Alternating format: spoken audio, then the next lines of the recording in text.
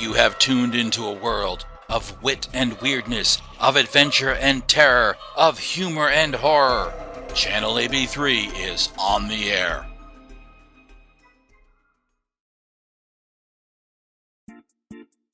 Greetings, I'm Bruno III, the mastermind behind this podcast. I'd like to share that in addition to crafting bizarre and whimsical tales, I'm also involved in the world of real estate. Whether you're in the market to sell your home, find a new one, or explore real estate investment opportunities, don't hesitate to get in touch with me at albertbruno3@kw.com. And now, without further ado, let's dive into today's episode.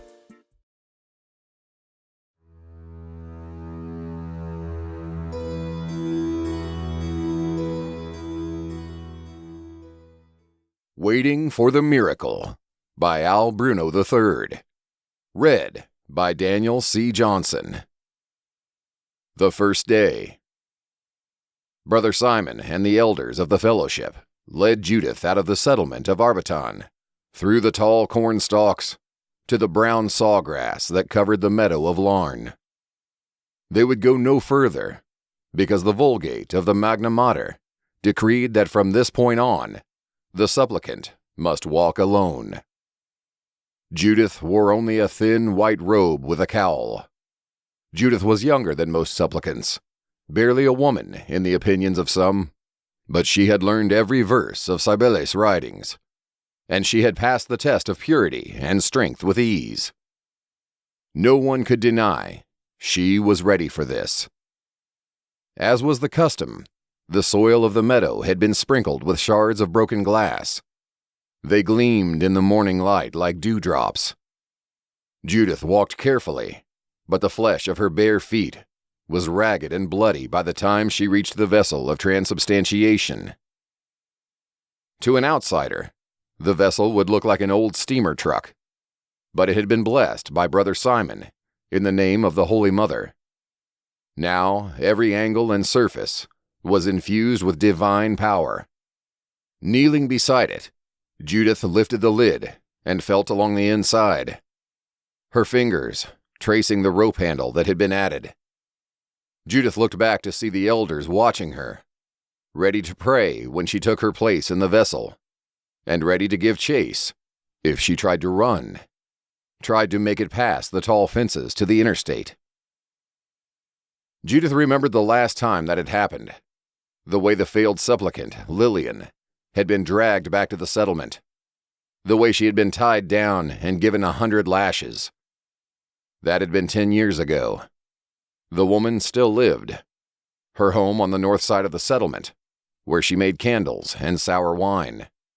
Her face and body were a tangle of scars. She had no husband, no children, and when she eventually died, she would be left to the animals.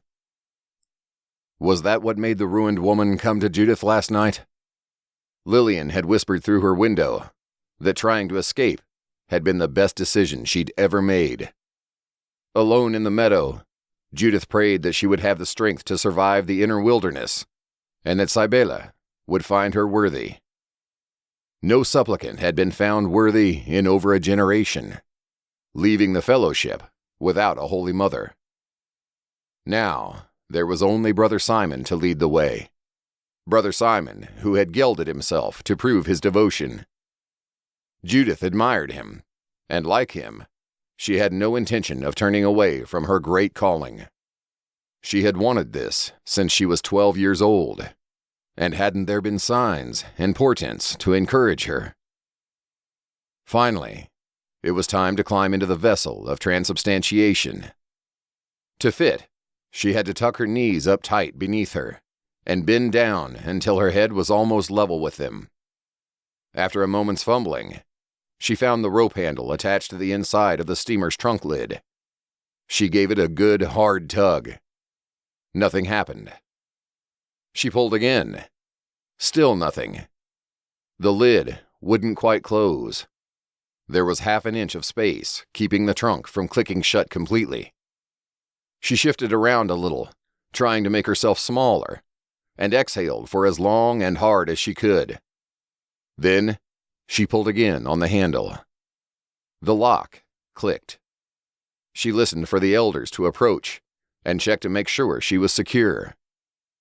It wasn't unheard of for supplicants of weak faith and strong ambition to try and keep the lid from truly closing, or jamming the lock with mud. As Brother Simon always said, no chances can be taken in matters of faith. She heard their hands move over the vessel, felt them jostle it this way and that. Satisfied there was no earthly escape for her, they left the meadow of Larn, abandoning Judith to the mercy of the elements and the wisdom of Cybele. The second day. For a time, there was only darkness. Darkness and the sounds of her shallow breaths. There was a nervous fluttering in her stomach, and she worked to calm it by reciting the Vulgate of the Magna Mater. Those tales and proverbs of the faith set down by Sheila Small in the year 1979. The year before an angry God cleared the earth, leaving behind nothing more than a veil of illusions and lies to beguile the unwary. Only those who dwelt in the grace of Cybele were allowed to truly live. By the time Judith reached the sacred hymns of Attis, her holy prison had grown warm. She could imagine the afternoon sun shining down on the vessel of transubstantiation, making the new padlock shine and faux brass fittings glisten. The songs of birds and chirping of cicadas were muffled, but still recognizable. She even heard the illusion of a jet airplane pass overhead. It was so easy to look upon a sight like that and be fooled into thinking the outside world still thrived. The rush of adrenaline faded, and her eyelids began to grow heavy. She was more tired than she realized. Judith yawned, but her position in the trunk made it little more than a hiccup. The sacred songs began to jumble together. She didn't want to sleep. She wanted to be strong and alert for every moment of her ordeal. But it was so dark in the trunk. The dreams that rushed up to meet her were of familiar faces and old arguments. All of her family and friends had tried to talk her out of this, sometimes out of doubt, and sometimes out of love. Judith might have let them sway her if she hadn't been absolutely certain of her calling. Soon they would understand. Soon she would be the new Holy Mother. This is what she had been born for. It was not her destiny to become another corpse at the bottom of the great ravine. The third day.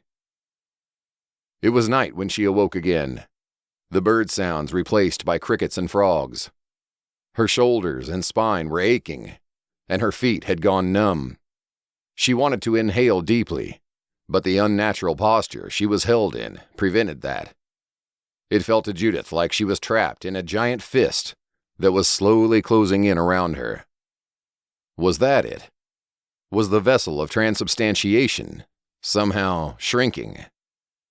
There was no stopping the panic, the terror that came with that thought. Judith clawed at the walls of the trunk until her nails broke, and she left trails of blood on either side of her. She called out for help, howling and sobbing. The fourth day. The sounds and chill of the morning called her back to consciousness. Her head ached. Her hands ached. She had soiled herself, and even though it had been an inevitable part of the trial, she still felt shame and disgust. Had her faith really been so weak? Was this how it had been with the others? Fear, pain, madness, and then death? No, Judith told herself. She couldn't believe that. It wasn't pride or foolishness that had set her upon this path. She knew the fellowship of Cybele was growing weaker, despite the best efforts of Brother Simon. The Holy Mother had always said she knew her time would be brief, that she would be martyred by the faithless. They needed a new Holy Mother desperately. Brother Simon was doing his best, but he needed 3 wives to assist him in his duties, each one a young scholar, wise and beautiful beyond her years. The Fellowship could never move forward on the path of Cybele without a woman leading them. No man could do it, not even a man as devout and self-sacrificing as Brother Simon. The 5th day. By her 5th day in the Vessel of Transubstantiation, hunger and thirst competed for attention with the muscle spasms that traveled along her body. Judith tried to keep her mind focused on the Vulgate of the Magna Mater, but instead, her thoughts kept returning to the subject of food, especially the taste of wild blackberries. What she wouldn't give to have a few of those with her now. Just a handful. At first, the sound was so faint that she was sure she was imagining it. A deep, animal grumbling, punctuated by labored breathing. Before she knew it, the sound was right outside her holy prison. Beasts usually stayed away from the meadow of Larn. The shards of broken glass saw to that. But this one's curiosity, or hunger, must have gotten the best of it. Judith forced herself to stay quiet as the creature chuffed and grumbled. Children of the Fellowship were always warned about the bears that lived in the forest, but no one had ever seen one. It had been a game among the teenagers to go looking for them, to have something to brag about. The most anyone ever encountered was the occasional group of campers. Such strangers might look innocent, but the teenagers of the Fellowship knew they were the living embodiments of temptation and far more dangerous than any beast. They were always dealt with harshly. Judith had been part of these acts of secret savagery only twice. Once when she was 12, and once when she was 17. Both times she had been amazed and horrified at how much those devils in human shape had bled and begged, just like real people. The thing that might be a bear nudged the steamer trunk, rocking it in place. Judith squealed and tried to cringe away, but there was nowhere to go. The sound of her voice encouraged the beast. It pushed against the Vessel of Transubstantiation again, tipping it to one side. Thump! The thing that might be a bear beat its claws against the walls of wood and leather. Thump! Thump! Each blow was punctuated by a growl that almost sounded like a bark. Judith imagined the walls of the trunk coming apart, like the walls of a tent. She imagined failing at everything she'd ever prayed for. "Go away!" she shouted. The beast made a startled noise, then beat at the trunk again. "I said, go away!" She raised her thirst-ragged voice as loud as it would go, bellowing orders like she would at a mischievous child or amorous boy. "In the name of Cybele, go away!" And just like that, it did. The 6th day. Time had lost all meaning. Sometimes it was night. Sometimes it was day. Sometimes it rained. Sometimes it didn't. The creature that might have been a bear never returned, and that had been a great bolster to her faith. But now, some part of her wished it would come back, just so she could feel something more than the serene agony of dehydration and starvation. Sometimes she would dream that she had never done this, that reality was her still home in bed, or in Brother Simon's bed. He had asked several times for her to become his 4th wife, but she had always refused the old man as gently as she could. To have any husband in her life, even an emasculated one, would be a distraction. She had been so sure of herself when she had entered the meadow of Larn. Just a few days of discomfort, she had told herself. How terrible could it be? And look what those few days had done to her. Locked in a box that reeked of piss, shit, and blood. Insects crawling on her skin. Muscles that ached. And a head lost to confusion. More and more, she began to worry that she had made a terrible mistake. The 7th day.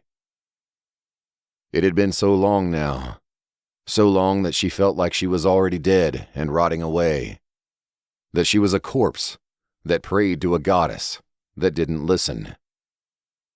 But it wasn't that Cybele wasn't listening, was it? Cybele had listened, but found her unworthy.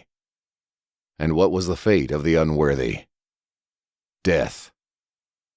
All she could do now was wait. The 8th day. A few hours ago, or maybe it had been a few days, Judith had tried to gnaw her wrists open. She couldn't remember when she had decided to kill herself, but she was too weak for even that. She became more and more certain that she was already in hell, that this was her punishment for her presumption. What happened here? She started at the voice. It was familiar. It was Elder Gregory. Another bear. They're getting too close. And that was Elder Mary. Judith started to laugh. She had been right. She was the chosen one. She called out to them, begging them to set her free so she could offer a prayer to the light of day, her first prayer as the new Holy Mother. She's alive? Elder Mary gasped. After all this time? Elder Gregory's voice broke. It's a miracle. What do we do now? Elder Mary said. When Brother Simon spoke, his voice was calm and passionless. Throw her in the ravine with the others.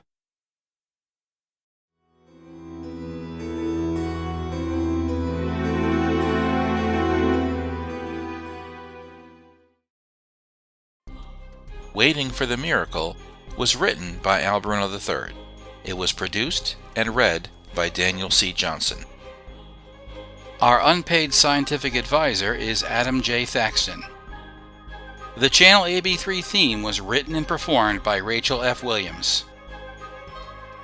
The Channel Ab3 logo was designed by Antonio G. If you're enjoying the show, please consider following the link in the show notes and becoming a one-time donor or recurring subscriber. Your support really helps. And speaking of things that really help, please consider leaving us a review wherever you can. Reviews really help people find the show. This podcast is distributed and licensed under a Creative Commons non-attribution Share-alike 4.0 international license.